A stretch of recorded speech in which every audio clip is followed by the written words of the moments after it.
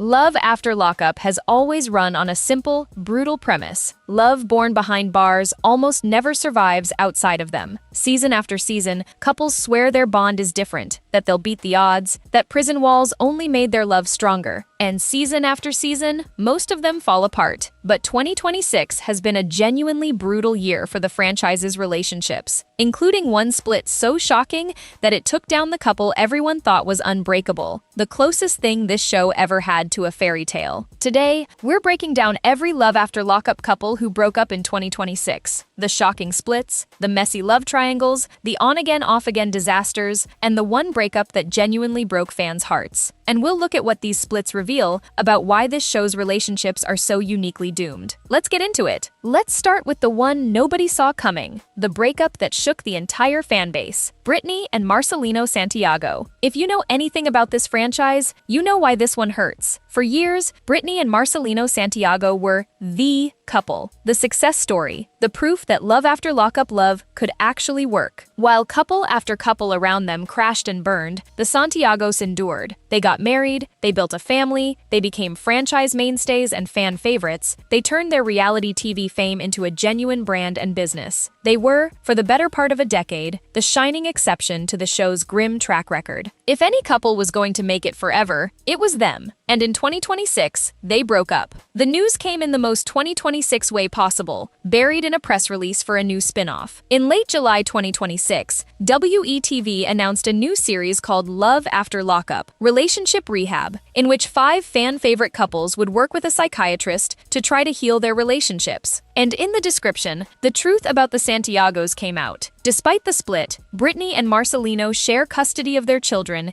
and remain legally married, with both claiming the other is dragging their feet on finalizing the divorce. The framing was that Brittany and Marcelino are setting out to rebuild a healthier co-parenting dynamic, no longer driven by old wounds. So the fairy tale is over. The couple who beat the odds finally succumbed to them. They're separated, they're in a contested divorce limbo, each accusing the other of stalling, and they're now co-parenting their children apart. To understand the magnitude of this, you have to understand how central the Santiagos were to the entire Love After Lockup identity. Brittany and Marcelino met while Marcelino was incarcerated, did the long-distance to reunion journey that defines the show, and then did what almost no one else managed. They actually built a stable, lasting life together on the other side. They married, they had children, they became recurring stars across the franchise's spin-offs, precisely because they were the couple audiences could root for without cynicism. They leveraged their fame into business ventures and a genuine brand. In a show overflowing with scammers, relapses, and doomed mismatches, the Santiagos were the wholesome anchor, living proof that the show's premise wasn't a complete fantasy. Fans didn't just like them, they needed them, as evidence that the whole enterprise wasn't hopeless. So when the news broke that even Brittany and Marcelino had come apart,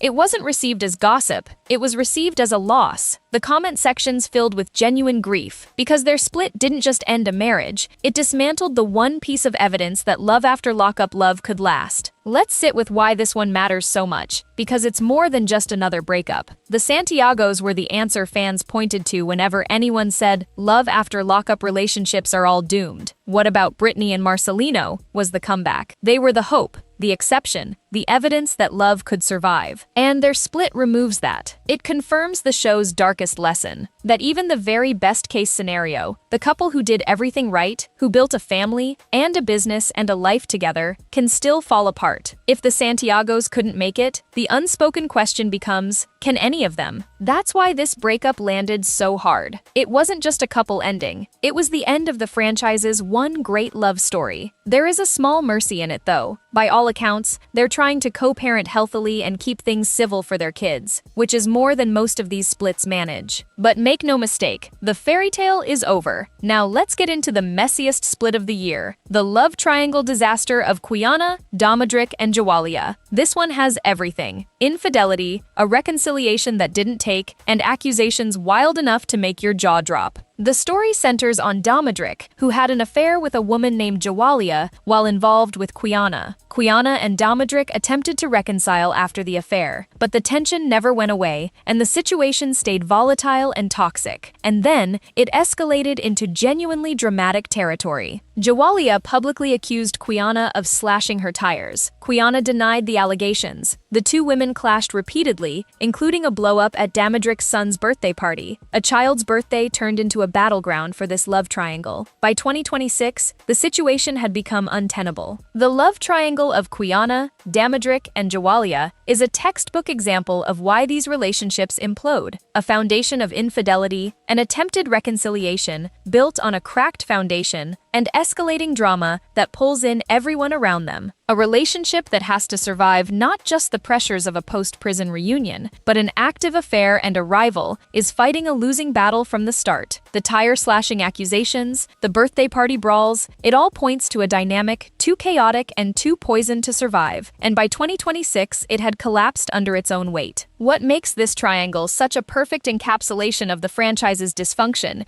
is how it turned a whole community into collateral damage. It wasn't just three people in a doomed arrangement, it was two women locked in open warfare with a man caught helplessly in the middle, unable or unwilling to fully commit to either. Damadric reconciling with Quiana after the Jawalia affair didn't resolve anything. It just guaranteed that both women would remain in each other's orbit, feeding a rivalry that spilled into public accusations and physical confrontations. When you reconcile with a partner after infidelity, but the third party doesn't disappear, you haven't ended the triangle, you've just made it permanent. And a relationship trying to survive with an active rival in the picture, trading accusations of vandalism and clashing at children's birthday parties, was never going to find stable ground. By 2026, the whole thing had burned out, leaving a trail of resentment and, reportedly, slashed tires in its wake. Let's talk about the couples caught in the show's classic on-again, off-again death spiral, because 2026 saw several relationships that had been limping along finally reach their breaking point. This franchise is notorious for couples who break up and reconcile so many times that fans lose count. The relationships that are never quite together and never quite over. And a common thread among the 2026 splits is that pattern finally exhausting itself. When a couple has spent years cycling through breakups and reconciliations, each cycle erodes a little more trust, a little more goodwill, until eventually there's nothing left to reconcile. The reunions get less convincing, the breakups get more permanent, and in 2026, several of these perpetually on the rocks couples appear to have hit the point of no return, where even the show's cameras couldn't manufacture another reconciliation. There's a particular type of Love After Lockup breakup worth examining here, because it recurs constantly and it drove several 2026 splits. The addiction spiral. This franchise draws heavily from people who have struggled with substance abuse, and it's a genuinely serious factor in why so many of these relationships fail. When one partner is battling active addiction, the relationship is fighting an enemy that no amount of love can simply overcome. The show has a long, sobering history of couples torn apart when one partner relapses or when addiction makes a stable relationship impossible. These aren't villain versus victim breakups. They're tragedies, where genuine feeling collides with a disease that demands professional treatment the relationship alone can't provide. If addiction played a role in a 2026 split, the honest takeaway isn't to mock anyone, it's to recognize that some of these relationships were carrying a weight that would strain any couple to the breaking point, and that recovery has to come before romance. This is exactly the context behind the new spin-off, Relationship Rehab, and it's worth understanding because it tells you how the franchise itself views its own carnage. WETV is launching a whole show premiering in October 2026, built around the premise that these relationships are so troubled they need professional psychiatric intervention. 5 fan-favorite couples, including the Santiagos, are set to work with a psychiatrist and relationship expert to try to heal their bonds. Think about what that says. The network has looked at its own roster of couples, seen how many are broken or breaking, and decided the storyline for 2026 is literally, can these relationships be saved by a professional? That's a tacit admission of just how dire the state of these relationships has become. The show that built its brand on prison romance is now building a spin-off on prison romance repair. The breakups have become so numerous that fixing them is now its own content. And there's something a little poignant and a little cynical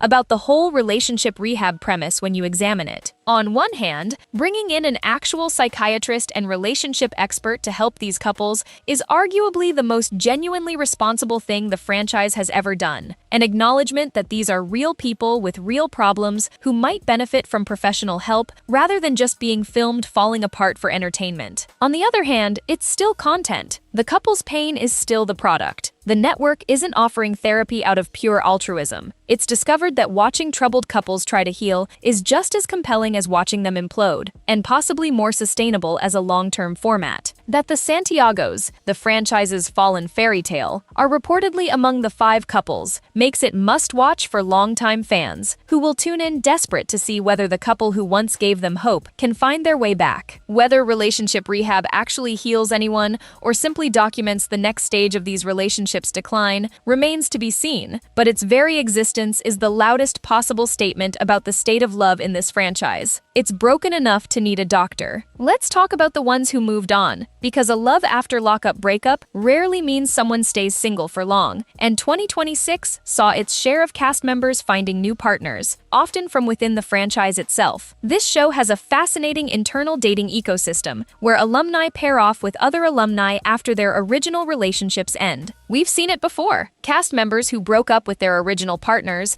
and then found new love with someone else from the Love After Lockup universe. It makes a certain sense. Who else understands the bizarre experience of falling in love with an incarcerated person and living it out on national television? So when these 2026 couples split, several of the newly single stars didn't disappear. They resurfaced in new pairings, sometimes with other franchise veterans, keeping the whole tangled web of Love After Lockup relationships churning. Now let's zoom out and ask the real question this list raises. Why does this keep happening? Why does Love After Lockup have one of the worst relationship survival rates of any reality franchise? And the answer is baked into the show's very premise. Think about the deck these couples are stacked against. First, many of them fell in love while one partner was incarcerated, meaning the entire foundation of the relationship was built during a period of separation, fantasy, and idealization, not real daily life. You fall in love with letters, phone calls, and visits, not with the reality of sharing a bathroom and splitting bills. Then the partner gets out,